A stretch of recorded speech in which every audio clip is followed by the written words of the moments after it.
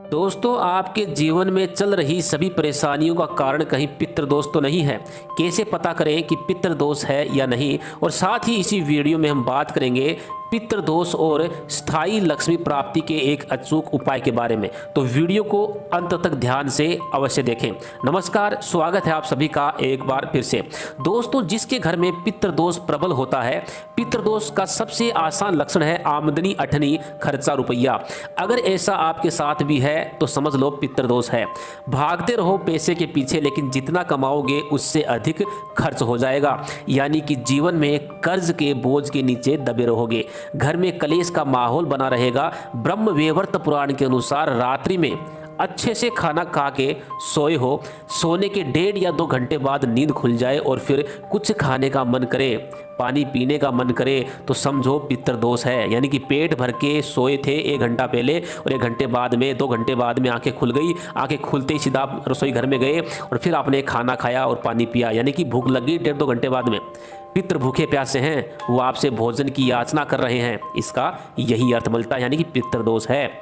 घर में छोटी छोटी चीज़ों के लिए विवाद हो रहा है, लड़ाई झगड़े हो रहे हैं, भाई भाई पे डंडे चला रहा है, तो समझो पितृदोष है। कुछ ना कुछ काम अटके रहना, बच्चों की पढ़ाई में दिक्कत, व्यवसाय में दिक्कत, कामकाज में दिक्कत, साथ ही समय पर शादी ना होना, शादी हो गई हो तो वैवाहिक जीवन सुखमय नहीं होना, बच्चे होने में दिक्कत, अपंग बच्चे पैदा होना, घर में कोई ना कोई बीमार पड़े रहना, चोट चपेट एक्सीडेंट की घटनाएं बार बार होना, ये सभी समस्याएं पितृदोष के अंतर्गत आती हैं। और भी बहुत से लक्षण हैं, बहुत सी समस्याएं हैं, लेकिन हम उनमें नहीं जाएंगे। अब हम बात करेंगे इस पितृदोष के सटीक उपाय के बारे में, और साथ ही जानेंगे स्थायी लक्ष्मी प्राप्ति का उपाय। दोनों के एक ही उपाय है, एक ही उपाय से ये 2 लाभ होते हैं। लाभ अन्य और भी बहुत से लाभ हैं, वो भी आपको बताऊंगा। इसी एक ही उपाय से आपके पितृ भी शांत होंगे, पितृदोष शांत होगा, और आपको मतलब 2 से अधिक जो लाभ हैं इस एक ही उपाय से आपको मिलने वाले हैं। तो आप इस उपाय को जो है ध्यान से सुनिएगा और कहीं इसको पेपर में नोट कर लीजिएगा।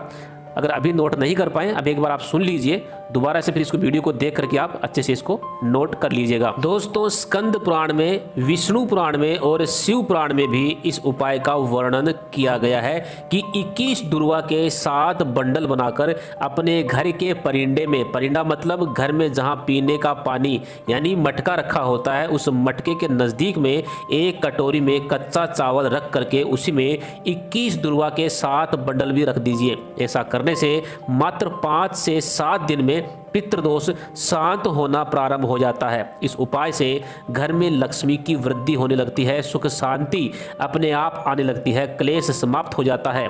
लेकिन दुर्वा का बंडल बनाना कैसे है, बहुत से लोगों के दिमाग में प्रश्न जरूर उठ रहा होगा। दुर्वा तो आप समझते ही होंगे, हरी घास जो गणेश जी पर अर्पित की जाती है। 21 तार यानी 21 पीस दुर्वा के तोड़े, साफ सुथरे तार होने चाहिए। फिर इन 21 दुर्वा के पीस को, तारों को दुर्वा से ही, किसी अन्य दुर्वा से ही रस्सी की तरह बंडल के रूप में बांध दें।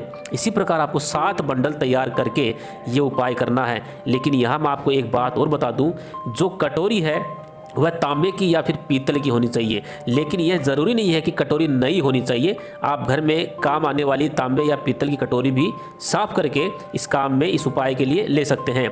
7 दिन बाद कटोरी में रखे हुए चावलों को पूरे घर में घुमा करके घर से बाहर चिड़ियों को या कबूतरों को डाल दे, और उस दुर्वा के 7 बंडलों को, जो दुर्वा के 7 बंडल हैं, उनको किसी बहते हुए साफ पानी में प्रवाहित कर दें। नदी में, तालाब में जो साफ पानी वो बह रहा हो उसमें उसको प्रवाहित कर दें। अगर आपके घर के आसपास तालाब या नदी नहीं है, साफ पानी जो है बहता हुआ नहीं है, तो इन दुर्वा को घर से बाहर किसी साफ सुथरी जगह पे मिट्टी के अंदर इसको गाड़ दें। यह उपाय आप श्राद्ध पक्ष में किसी भी दिन कर सकते हैं। और अगर आप इस उपाय को श्राद्ध पक्ष में नहीं कर सकते या नहीं कर सके, तो अमावस्या के दिन आप इस उपाय को कर सकते हैं। लेकिन ध्यान रहे, दुर्वा और चावल आपको 7 दिन तक रखने हैं, और 1 वर्ष में ये उपाय जो है आपको एक बार करना है।